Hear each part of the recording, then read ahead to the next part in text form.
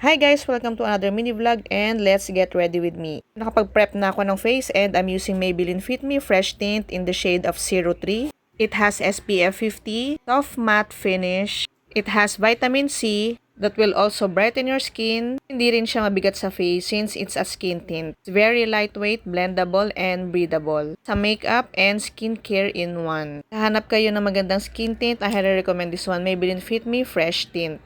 Meron siyang 9 shades. If you have fair skin or maputi ka, you can use 1, 2, 3. Medium complexion, 4, 5, 6. And kung morena beauty, you can use 7, 8, 9. And for my lip balm, I'm using Nivea Watermelon Shine. Siyempre, kailangan natin i-prep din yung lips natin. One, I'm using Riri Cosmetics Lip and Cheek Cream, the shade of Fetish. Pili ka sa mga nude shade, you can use this one, si Fetish. It's a matte lipstick pero hindi siya drying sa lips. As you can see, moisturize siya. And for this one is Villain Cosmetics 3-in-1 Aqua Cream in the shade of Celine.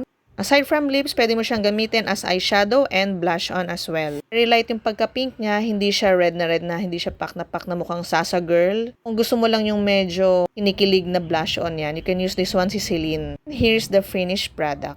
You can see very fresh lang siya. Yan, naalis na kami. Punta kami dito sa may Animal Bite Center sa Las Piñas. Second to the last dose na ng anti-rabies shots ni Miggy.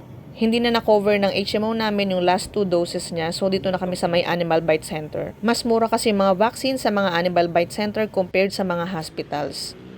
Ganito siya sa loob. Very simple lang. Kahit na maraming pila, mabilis yung process nila. Na-vaccine naman agad si Miggy. And that's it. So, after that, umalis na kami. We're going to Tagaytay. Doon lang kami magdi-dinner since after a few days, babalik na ulit ng UK si Mother. Actually, around 4 PM na to. Medyo late na kami nakaalis from Las Piñas. And medyo naligaw pa kami. Niligaw kami ni Waze. So, late na kami nakarating na Tagaytay. So, parang dumating kami na mga around 6 to 7 PM na. Actually, pag nasa Tagaytay kami, kaming tatlong place na kinakainan. It's either sa may Mahogany Market, Green Ats, or dito kami sa may Diners Original Bulalo. Medyo malayo kasi yung Green Ats, papunta na siya ng Nasugbu, Batangas. So we decided dito na lang sa Diners Bulalo. Sarap din yung bulalo nila dito, guys. Hi, tita! Yan, naka-jacket sila that time kasi medyo malamig. Usually dito sa Tagaytay, season mga Burr months, malamig na lalo na sa gabi. Pala sa may Diners Bulalo, medyo maaga-aga ka dito. Maganda yung view nila, guys. Overlooking din yung Taal dito, so maganda ito kung maaga kayong dumating. Tayo na lang namin yung orders namin. During this time, ang daming tao, so nag-antay pa talaga kami para magkaroon ng vacant. So, agahan nyo na lang dito kung kakain kayo sa Diners Bulalo. Order kami ng bulalo, yung large, and then yung pansit nila. Siyempre, pag nasa Tagaytay, don't forget to order crispy tawilis. Usually, yan talaga in-order namin pag nasa Tagaytay kami. Bulalo and crispy tawilis. Sa Diners, masarap din pala yung pork sisig nila. Aside from that pala, meron din pala kami in-order na sizzling pusit. Kaya din pala namin nagustuhan dito sa may Diners Bulalo. Ganyan sila mag-serve ng bulalo.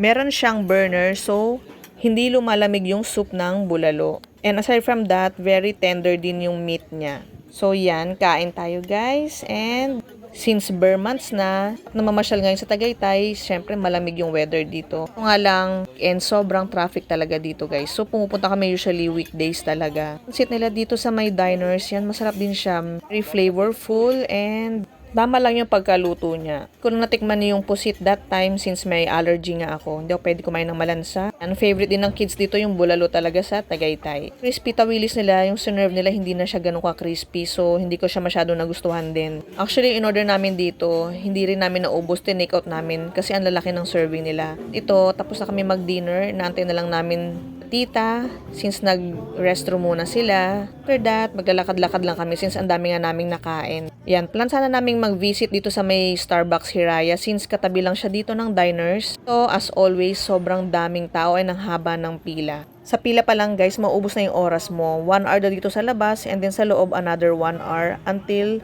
makaupo ka na sa Starbucks. So we ended up dito na lang sa may SMDC Wind Residences. Sa labas kasi nito, merong mini bancheto. Meron din silang acoustic band dito so pwede ka maki-jam sa kanila. Order sila Alex ng bubble waffle and nag-order din kami ng mga pika-pika and coffee. Pero naki-jam dyan yung pinsan ko.